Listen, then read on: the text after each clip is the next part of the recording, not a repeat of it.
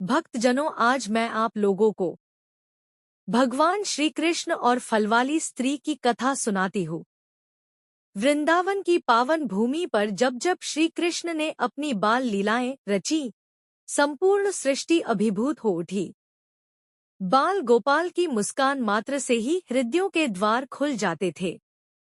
उन्हीं बाल लीलाओं में से एक कथा है श्री कृष्ण और फलवाली स्त्री की, जो करुणा, भक्ति और निष्कलंक प्रेम का ऐसा उदाहरण है जिसे युगों युगों तक स्मरण किया जाएगा। एक दिन की बात है। बालकृष्ण अपने घर में मां यशोदा के पास खेल रहे थे।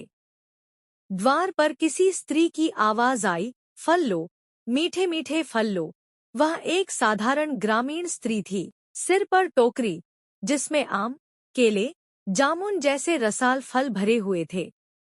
उसकी आवाज में अपनापन था और दृष्टि में ममता।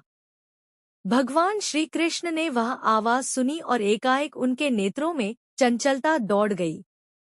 वह घर के भीतर से कुछ अनाज के दाने अपने छोटे छोटे हाथों में भरकर उस स्त्री के पास दौड़ते हुए गए। उनका बाल स्वरूप, माथे पर काले बालों की लटें, काजल से सजी बड़ी बड़ी आंखें और वह मोहक मुस्कान, वह दृश्य देख फलवाली की आंखें नम हो गईं। कन्हैया ने अपनी मुट्ठी खोलकर जब अनाज देने का प्रयास किया तो अधिकांश दाने रास्ते में ही गिर गए।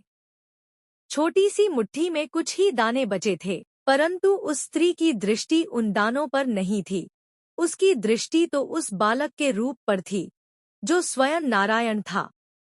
वह बोली, ले लला, जितने फल तू चाहे ले जा। तूने तो मुझे संसार का सबसे बड़ा धन दे दिया। उसने अपनी टोकरी कन्हैया के सामने झुका दी। श्री कृष्ण ने प्रसन्न होकर कुछ फल उठाए और हंसते हुए अंदर चले गए। फलवाली स्त्री उन्हें देखती रही, उसकी आत्मा जैसे तृप्त हो चुकी थी। किंवदंती कहती है कि जब वह स्त्री अपने गांव लौट रही थी तो देखा कि उसकी खाली टोकरी में अब अनगिनत रत्न, मोती और स्वर्ण भरे हुए हैं। वह स्तब्ध रह गई।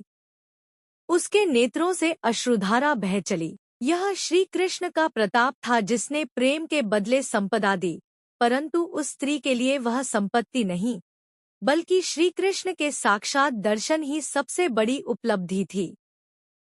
यह कथा केवल एक दान या चमत्कार की कथा नहीं है। यह कथा है आत्म सरेंडर की, निष्कलंक भक्ति की। उस स्त्री ने किसी स्वार्थवश श्री कृष्ण को फल नहीं दिए थे। उसने तो उस बालक में कुछ अलौकिक देखा था, एक अद्भुत आकर्षण जो उसे बांध गया। रामानंद सागर की दृष्टि से देखें तो यह दृश्य अत्यंत मर्मस्पर्शी बन जाता है। धीमे धीमे वीणा की धुन बजती है, पृष्ठभूमि में नारायण के नाम का जप हो रहा है और कैमरा उस फलवाली स्त्री की आंखों में झांकता है जहां भक्ति, प्रेम और तृप्ति का संगम है। यह कथा आज के युग में भी उतनी ही प्रासंगिक है। जब भी कोई बिना स्वार्थ के प्रेम करता है, श्रद्धा रखता है, तो उसका फल अवश्य मिलता है, चाहे वह भौतिक रूप में हो या आत्मिक शांति के रूप में। श्री कृष्ण ने उस दिन केवल फल नहीं लिए, उन्होंने उस स्त्री की आत्मा को छू लिया। और जब ईश्वर स्वयं किसी के जीवन को स्पर्श करते हैं तो वह जीवन धन्य हो जाता है। भक्तजनों, लाइक और सब्सक्राइब जरूर कीजिए।